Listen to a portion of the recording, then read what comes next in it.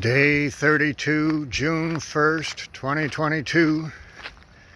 We found another little gem. We found another rail trail from Simcoe into Delhi, or Delhi, I'm not sure the pronunciation.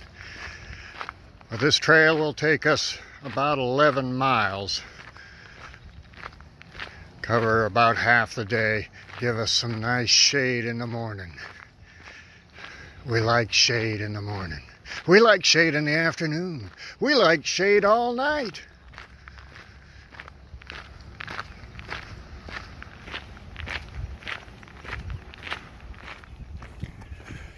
Okay, it's about noon on June 1st, and we are back on Highway 3 for the moment. Here's a little something from yesterday. You might have noticed on the vlog if you were watching real closely. That's not it, but I'll start telling you in a second. You might have noticed that when I heard a car coming behind me, I stepped off onto the shoulder even though there wasn't a car coming towards me. You just can never be too careful. You know, sometimes somebody might be passing a car on the left and you'll never even see it. You'll never even know it's there until it's whizzing past you at 70 miles an hour. So you want to be real careful. I sometimes do it without even thinking about it, which is why I didn't mention it yesterday. Now I'm stepping off because I see a big 18-wheeler coming at me. You want to give them all the room you can.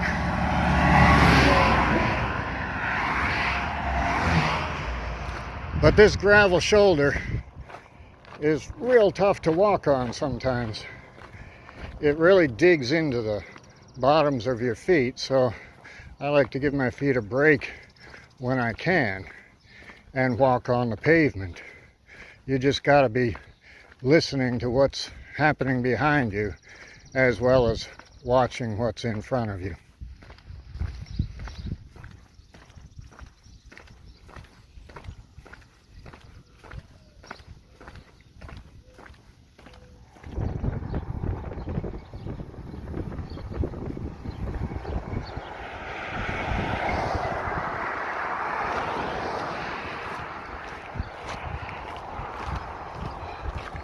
Well, it's about 1 o'clock. There's a storm brewing up there. I was hoping we could take shelter for a little while in that used bookstore, but they're not open for another hour, and we've really got to keep moving.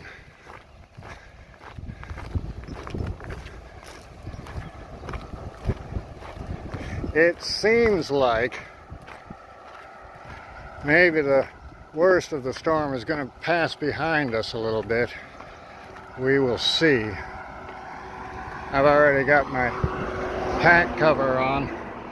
I've got my poncho in my hip belt. So should be ready for it when it comes. But in the meantime, one foot in front of the other. Hey, so we've got some sprinkles at the moment, but it's also sunshine out, so I don't think this is going to go anywhere. But I thought I would take the opportunity to show you how I get my poncho on when it's raining.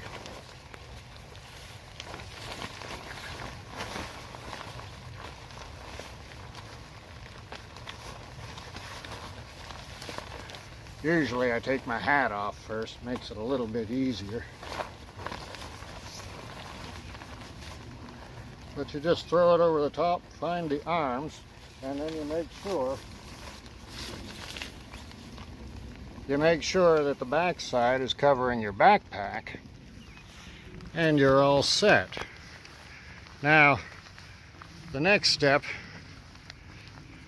on the sides here, you make sure you're grabbing the back part of the poncho and also the front part, so you can hold both of them down, and if the wind gets too rambunctious, well, then you're holding on both sides. You're holding both the front part and the back part together so that hopefully they won't blow around too much.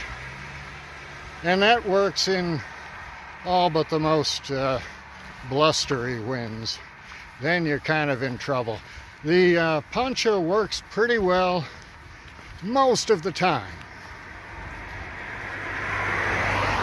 Things it doesn't do too well in are when the wind is blowing from the side, because then you get it all up the armholes no matter which ends of the poncho you're holding on to. And when it's swirling around. And I've just decided to call that a flushing wind. And this afternoon we got pretty well flushed. We did okay for the first hour or so. First it was a really strong, the front part of the storm was a really violent gust of wind that only lasted 5 minutes or so, and it was coming from the side, but we just turned our backs to it, and when it was obvious it was gonna last a little longer than a minute or two, we stepped behind a fir tree, and that protected us pretty well. And it only lasted like 5 minutes, like I said. And then we got out from behind the fir tree and continued on our way. And at that point, the rain was coming straight down, and that's no problem at all. Because not only am I covered head to foot in this poncho, but also my backpack is double covered, because I've also got the pack cover on. So my gear is going to stay dry, and I'm going to stay reasonably dry in a straight downpour. And that worked for about an hour or so, as I said. But then the wind started swirling, and that's when it all went haywire. And